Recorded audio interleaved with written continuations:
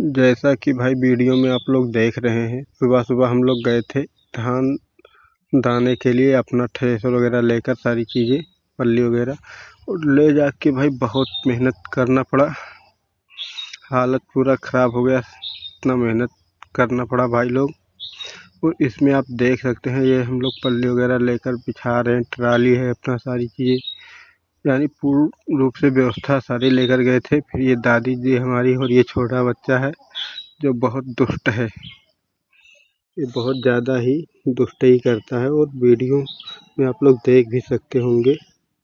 और ये भी हम लोग थ्रेसर लगा रहे हैं दाने चालू करने के लिए। सारी चीज़ें उसका सापट वगैरह जोड़ रहे हैं कि जिससे हम लोग चालू करके अपना धान निकाल सकें। फिर ये चालू करके हम लोग चालू कर दिए दाने के लिए भाई। औसा वगैरह सारी चीज़ें हम लोग लगा के पूरा ख़त्म हो गया। यहाँ पे अभी उधर भी देख रहे हैं आप, धान पड़ा हुआ है, वो सारा अपना ही है।